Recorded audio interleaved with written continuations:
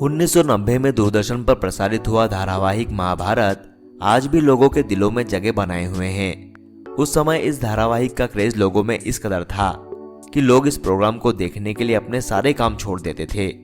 गलियां सड़कें सूनी हो जाती थी। लेकिन उस जमाने में जब टेक्नोलॉजी इतनी एडवांस नहीं थी, तब ऐसा सीरियल बनाना मेकर्स के लिए इतना आसान नहीं था। उन्हें इस सीरियल को बनाने के लिए काफी मेहनत करनी पड़ी, खासकर स्पेशल इफेक्ट्स वाले सीन में। तो चलिए आपको बताते हैं कि आखिर शो में स्पेशल इफेक्ट्स कैसे यूज किए गए थे। महाभारत में स्पेशल इफेक्ट्स के लिए कुछ जगह मैकेनिकल तो कुछ जगह टेक्निकल तरीकों का इस्तेमाल हुआ था। मैकेनिकल तरीका वो है जिसमें टेक्नोलॉजी का इस्तेमाल किए बिना इफेक्ट्स दिखाए जाते हैं, और टेक्निकल वो जिसमें क्रोमा की जैसे इफेक्ट्स का इस्तेमाल कर स्पेशल इफेक्ट्स दिखाए जाते हैं। मैकेनिकल और टेक्निकल में क्या अंतर है, ये आपको इस वीडियो से समझ आ जाएगा। दोस्तों, अगर हम टेक्निकल इफेक्ट से शुरू करें तो इसमें क्रोमा की का इस्तेमाल होता है। क्रोमा की इफेक्ट्स में आजकल ग्रीन स्क्रीन का इस्तेमाल होता है, जो कि आजकल आम बात है। जैसे जैसे टेक्नोलॉजी आगे बढ़ रही है, क्रोमा की भी आसान हो गया है। ग्रीन स्क्रीन इफेक्ट्स अब कोई भी इस्तेमाल कर लेता है, किंतु जिस समय रामायण और महाभारत की शूटिंग होती थी, उस समय टेक्नोलॉजी इतनी एडवांस नहीं थी और महंगी भी बहुत थी। उस समय बीटा के मशीन का इस्तेमाल होता था, जो एक सिलेक्टेड कलर को वीडियो से हटा देता था। उस समय ग्रीन कलर का इस्तेमाल ना करके ब्लू कलर का इस्तेमाल होता था, लेकिन उसमें बड़ा खर्चा और ऊपर से बड़ा टीम वर्क लगता था। महाभारत का ये दृश्य तो आपको याद ही होगा, जब दुर्योधन युधिष्ठिर के राजमहल इंद्रप्रस्थ जाता है। उसे वहां मायावी महल दिखाई देता है, और उस मायावी महल में वो एक अदृश्य दीवार से टकरा जाता है। यहाँ पर जिस अदृश्य दीवार से दुर्योधन टकराता है, वहाँ क्रोमा की का इस्तेमाल किया गया था। इसके बाद एक दृश्य में दुर्योधन अदृश्य पानी में गिर जाता है। इस जगह क्रोमा की का इस्तेमाल नहीं किया गया था, बल्कि इसमें मैकेनिकल इफेक्ट्स का इस्तेमाल किया गया था। इस जगह पर वास्तव में पानी था, लेकिन उस पर कारपेट दिखाने के लिए थर्माकोल के पाउडर और लकड़ी के पार्टीशन का इस्तेमाल हुआ था। यहाँ एक पुल बनाया गया था, जिसको तैयार करने में 2 दिन लगे थे, और शूटिंग में 4 कैमरों से एक साथ ही शॉट लिया गया था, क्योंकि रीटेक लेने में सब कुछ दोबारा से तैयार करना पड़ता और जिसमें बहुत सारा समय खर्च होता। इसके बाद द्रौपदी के चीरहरण का एक दृश्य है, जिसमें द्रौपदी यानी कि रूपा गांगुली जी ने 5 मीटर की साड़ी पहनी थी, जबकि जिस साड़ी को खींचना था वो 250 मीटर की एक साड़ी तैयार की गई थी। इसे Guinness book of world record में भी दर्ज किया गया था। शूटिंग के दौरान एक कैमरे में साड़ी और एक कैमरे में कैरेक्टर को रखा गया था। इस प्रकार से 2 कैमरों का इस्तेमाल कर इस दृश्य को तैयार किया गया था। महाभारत में द्रौपदी चीरहरण का सीन काफी दमदार था। बी.आर. चोपड़ा ने इसके लिए खास तैयारियां की थी। वे इस सीन को एकदम परफेक्ट दिखाना चाहते थे। वे चाहते थे कि सीन ऐसा हो जिससे दर्शकों के दिल तक पहुंचा जा सके। महाभारत में द्रौपदी का चीरहरण ही कौरवों और पांडवों के बीच युद्ध का कारण बना था, इसलिए सीन का प्रभावी होना बहुत जरूरी था। बी.आर. चोपड़ा ने इसके लिए करीब 250 मीटर लंबी साड़ी स्पेशल ऑर्डर करके बनवाई थी। ये साड़ी उस समय तैयार कराई गई जब द्रौपदी का दुशासन चीरहरण कर रहे हो और श्री कृष्ण उनकी लाज बचाए। इस शो में द्रौपदी बनी रूपा गांगुली ने ही मेकर्स को आइडिया दिया था कि दुशासन उन्हें बालों से पकड़कर सभा तक ले जाएं। रूपा गांगुली ने इस सीक्वेंस शूट के लिए काफी तैयारियां की थी।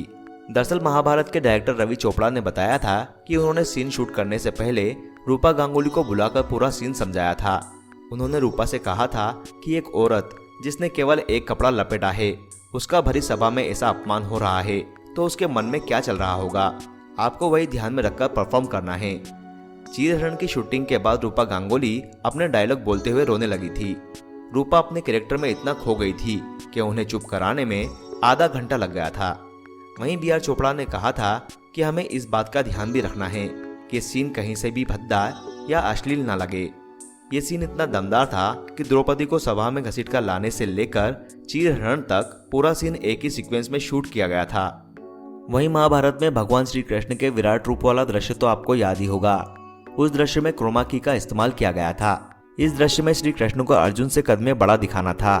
श्री कृष्ण के पीछे अलग अलग चेहरे दिखाने थे। साथ ही साथ एक मुख में प्राणियों का अंदर जाना, फिर दूसरे मुख से प्राणियों का वापस आना। प्रकाश, जल, अग्नि इफेक्ट में बहुत ही सावधानी से काम किया गया था।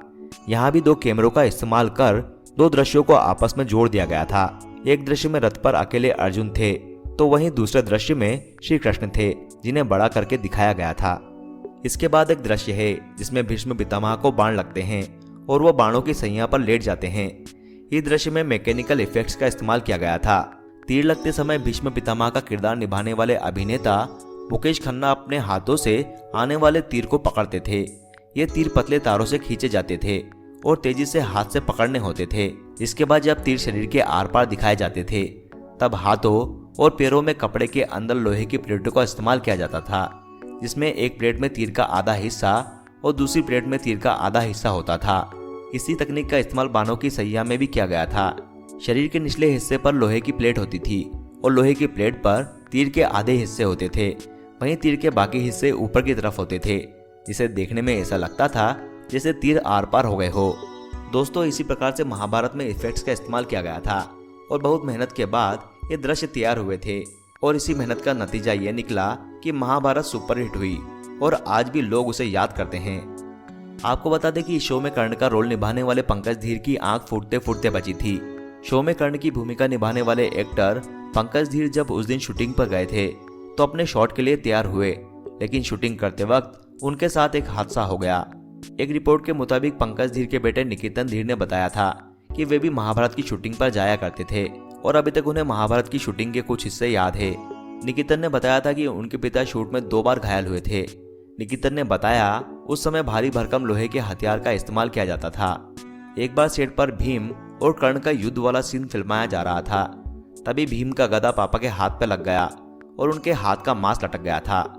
उपचार करने के बाद शूटिंग का शेड्यूल पूरा किया गया था। वहीं उन्होंने बताया था कि एक बार पेना तीर उनकी आंखों में लगते लगते बचा था।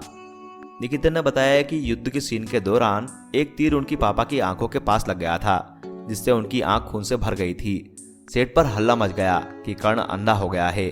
यह सीन फिल्म सिटी में शूट किया जा रहा था, तब यह हादसा हुआ, जिसके बाद तुरंत कर्ण को गोरेगांव ईस्ट डॉक्टर के पास ले जाया गया और स्टिचिंग कराई गई। वे बताते हैं कि अभी पापा डिस्पेंसरी में आराम ही कर रहे थे, तभी सेट से कॉल आया कि ये सीन खत्म करना ही पड़ेगा, नहीं तो एपिसोड टेलीकास्ट नहीं हो पाएगा। जिसके बाद इस सीन की शूटिंग वापस से शुरू की गई।